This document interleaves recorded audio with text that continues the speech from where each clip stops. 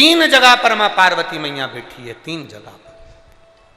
अपने हृदय में मां पार्वती शिव को बुला रही हैं, अपने हृदय से भगवान शंकर का गुणगान कर रही हैं। हम भी आपसे कहेंगे, आपके कमरे में काम का सामान रखो, अपने घर में काम का सामान रखो, कबाड़ा मत रखो। कई लोग अपने घर में इतना टाला, इतना कबाड़ा, जिसका कोई काम नहीं, वो भी अपने घर में संभाल संभाल के रखते चले जाते हैं। कबाड़ा ही कबाड़ा, अटाला ही अटाला। तुम्हारे घर में जाकर देखना काम का सामान कितना है और कबाड़ा का सामान, अटाला का सामान कितना है। तुम्हारे घर में अंदाजा लगाइए। काम का सामान थोड़ा होगा, जिस पलंग पर सोते हो, जिस गादी पर सोते हो, जिन कपड़ों को पहनते हो। अब तुम ये भी जान दो, तुम तो तुम्हारी अलमारी में देख लो कि कपड़े कितने पहनते हो, रखे कितने हैं। कई कपड़े तो ऐसे हैं जिनका नंबर आज तक नहीं आया। कपड़े भी कई बार गिरते हैं अलमारी में से और कहते हैं कब पहनेगी कमला। कपड़े भी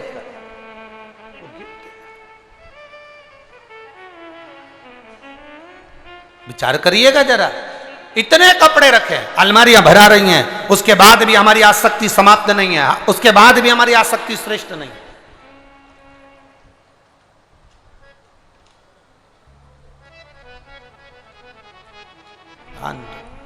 कबाड़ा ही कबाड़ा, कबाड़ा ही कबाड़ा, सब इकट्ठा हो गया। कितने कितने वो आखिरी में दिवाली के टाइम पर कबाड़े वाला भी आ जाता है, चिल्ला चिल्ला कर कहता है लोहा लंगड़ लिया, जूना पुराना, क्या बोलते हैं, जूना पुराना कबाड़ा लिया। वो भी आवाज लगाता है। क्या होगा, कबाड़ा दोगे तो वो क्या देगा तुमको। पहले तो हम आजकल वो लोग आते कि नहीं आते पता नहीं, पहले कुछ माताएं आती थी, ऐसे सिर पे टोकनी रहती थी, उसमें बर्तन रहते थे स्टील के, और पुरानी 5 साड़ी दे दो, एक भगोनी ले लो। आप लोगों को देखा है क्या उनको है? क्या कहती थी, पुराना कपड़ा दो और बर्तन लो। पहले पहले आती थी वो, आजकल तो कोई दिखती नहीं है। पुराने कपड़े दे दो और बर्तन नया ले लो।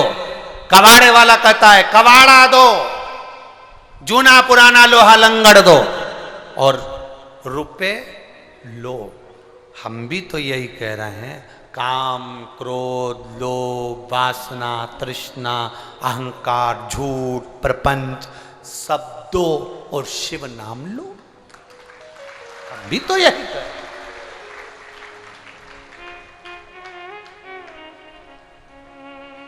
वो भी चिल्लाता है, आवाज लगाता है लोहा लंगड़ लिया,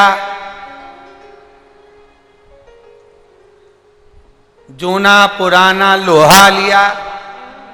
हम भी तो यही कह रहे हैं, जो अहंकार में डूबा है उसे लिया, जो काम में डूबा, वासना में डूबा, आसक्ति में डूबा, तृष्णा में डूबा, लोभ में डूबा, कहीं ना कहीं गलत विचारों में जो डूबा है, उसको शिव महापुराण में लियाओ। बस कबाड़ा यहां रख लेंगे और उसका हृदय नई भगोनी की तरह 5 पुरानी साड़ी देगा। 5 पुरानी साड़ी,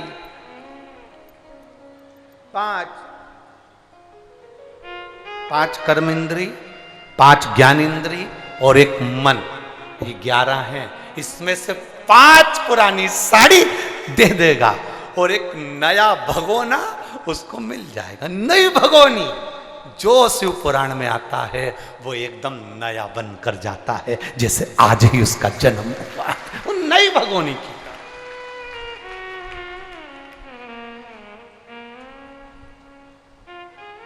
नया क्यों ये जो फ्रीज होता है ना, उस फ्रीज में हम जो रखते हैं वो ताजा बना रहे इसलिए रखते हैं, सड़े नहीं। फ्रिज में रख दो, सड़ेगा नहीं। रख दो फ्रिज में, सड़ेगा नहीं। कोई तुमसे पूछे कहां गई थी तो कह देना फ्रिज के अंदर बैठी थी। तो क्या फ्रिज में? हाँ, शिव महापुराण की कथा नहीं है, ये पंडाल नहीं है, ये फ्रिज है। इसमें जो बैठ जाता है वो संसार में सड़ता नहीं है। ना काम में, ना लोभ में, ना आसक्ति में, ना वासना में, तृष्णा में, सड़ेगा नहीं। अगर शिव पुराण की कथा सुनी है, थोड़ा दुख आ गया तो तुरंत डॉक्टर अपना काम करेंगे। जैसे उस माँ ने लिखा, हम शंकर के मंदिर चले गए, डॉक्टर अपना काम कर रहा है, तुम अपना काम करो ना। दुख आया, वो बेटी ने लिखा कि आरती भी पूरी नहीं होती थी और कट जाता था, फिर भी हम आसन लगाकर सुनते। तुम तुम्हारा कर्म करो ना, करो तुम्हारा कर्म। संसार में ज्यादा चिपकोगे तो संसार में चिपके की चिपके रह जाओगे, फिर परमात्मा की ओर फूल कर नहीं जा पाओगे। मेरी जीजियाँ रोज रोटी बनाती हैं, मेरी छत्तीसगढ़ की बहनें रोज रोटी बनाती हैं। रोटी बनाते समय मेरी बहनों को मालूम है कि इसमें थोड़ा सा रोटी बनाते समय पलेथन लगाना जरूरी है। पलेथन मतलब जानते हो, एक्स्ट्रा आटा। जो लोई बनी और उसको बेलने से पहले पलेथन लगाओ। पलेथन लगाएंगे तो वो चकोटी में और बेलन में रोटी, बोलो बोलो जम के बोलो जरा, नहीं चिपकेगी। और जो रोटी चकोटी में और बेलन में चिपक गई, उसको तवे पर तुम कितई डाल के हिलाओ, वो जहां से चिपकी होती है वहां से फूलती नहीं। हमने भी बहुत रोटी बनाई है, वो फूलेगी नहीं। इतनी माताएं बैठी है, तुम कितना भी उसमें ऐसा कपड़ा भी फेरो ना तवे के ऊपर, तो वो रोटी नहीं फूलेगी। जहां से चिपक गई वो वहां से नहीं फूलेगी। हम भी ऐसे ही, आप भी ऐसे ही।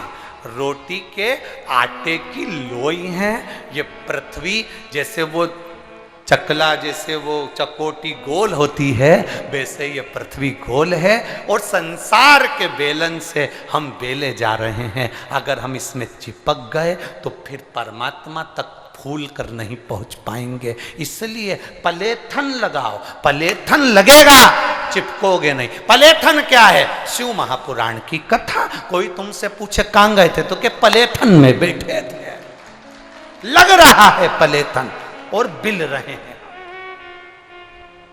ये पलेथन लग रहा है। इस पलेथन में जब तक पड़े हो आप, जब तक शिव महापुराण की कथा सुन रहे हो, सत्संग में जा रहे हो, मंदिर देवालय एक लोटा जल चढ़ाने शिवालय जा रहे हो, पलेथन लग रहा है। पलेथन लगेगा तो तुम चिपकोगे नहीं। तुम्हें जो देखेगा ना वो भी कह देगा रोटी बहुत जोरदार है, क्या फूली क्या फूली। उसको ये नहीं मालूम कि पलेथन जोरदार था, इसलिए रोटी भी जोरदार बनकर फूल चुकी है। यही रोटी की आनंदता है, पलेथन लग। अब तुम तो जोरदार हो गए हो, पलेथन तुम में लग गया, तुम फूल भी गए हो। अब तुम्हारा काम है, कभी कभी पलेथन जब ज़्यादा लग जाए तो सिकने के बाद भी वो पलेथन हटता नहीं है। बस तुमसे निवेदन है, चाहे दुनिया के लोग कितना भी अपशब्द कहें, ताना दे, आड़ा टेढ़ा बोले, गालियां दे, कोई कह दे क्या होता है शंकर जी को जल चढ़ाने से, कोई कह दे शिव जी के मंदिर जाने से क्या होता है, कोई कह दे बेलपत्री चढ़ाने से क्या होता है, कोई कह दे ये दुर्वा चढ़ाने से क्या होता है, कोई कह दे एक चावल का दाना चढ़ाने से क्या होता है, कोई कह दे तुमसे कि पुष्प चढ़ाने से क्या होता है। दुनिया के लोग तुम्हें ताना देंगे, अपशब्द कहेंगे, गालियां देंगे। उस समय पर तुम कह देना हम आड़े टेढ़े नहीं हैं जो तुम्हारे कहने पर आ जाएं। हमने तो एक बार शिव पुराण अपने कानों में उतार ली, उसके बाद दुनिया चाहे कितना भी रंग चढ़ाए चढ़ता ही नहीं है। कोई कितना ही बोले हम उस पर अमल करते ही नहीं, स्मरण में भी नहीं आता। शिव तत्व अंदर समा गया फिर वो छूटता नहीं।